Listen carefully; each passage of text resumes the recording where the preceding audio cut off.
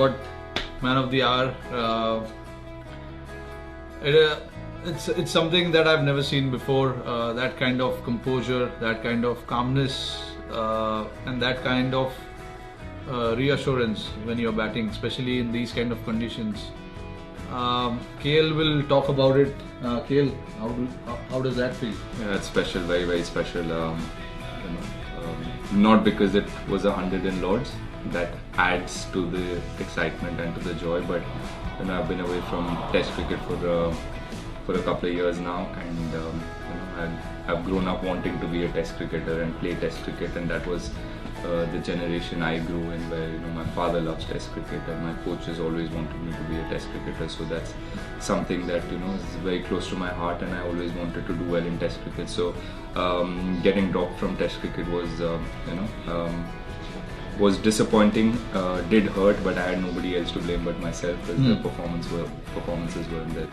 I just wait for my opportunity, and the way it came to me, I think it was meant to be for me. So yeah, just enjoyed my batting, and getting 100 in Lords makes it even more special.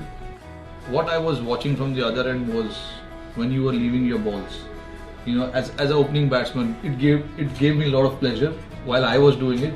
But when I was watching you do it, it gave me that assurance as well that okay, we're doing this right.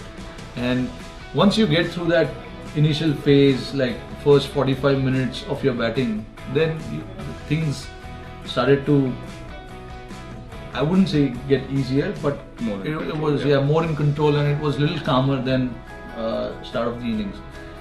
That particular thing, when you were trying to leave the ball, anything you have worked on specially, or anything you've done differently from what you were doing before? Before I got dropped, I played in different conditions. I played in South Africa, Australia, England. Though it was my first time touring, there were a lot of takeaways, and I realized my mind was very cluttered.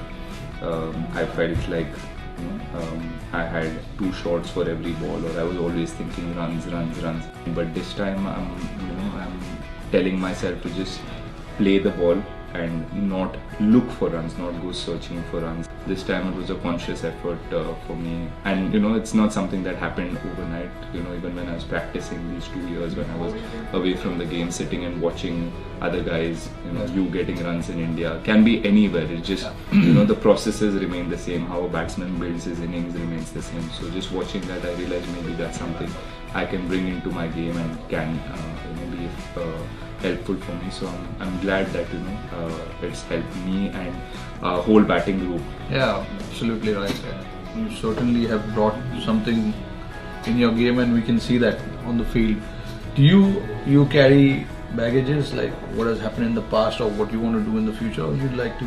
Yes, of course. I don't carry the baggage, but it's a important it's the fuel. It's the you need that hurt, you need that pain in you to, that is what will push you the extra mile. That is what has pushed me to train harder when I was not playing, and now that I've gotten my opportunity, that is what keeps me hungry to I don't want to throw it away. Whichever condition you play, it's the game of cricket that we play, and you need to start well. Especially us as a batting group, we want to do well. We want to do well whichever part of the world we play. For us as a team, our goal is to just make sure that we get the win on the board and keep moving from there. That's the responsibility given to us, to get the team off to a good start and lay a solid foundation, and that is what we're looking to do. That's what we've done well, and hopefully we continue. Yeah, hopefully. Fingers crossed.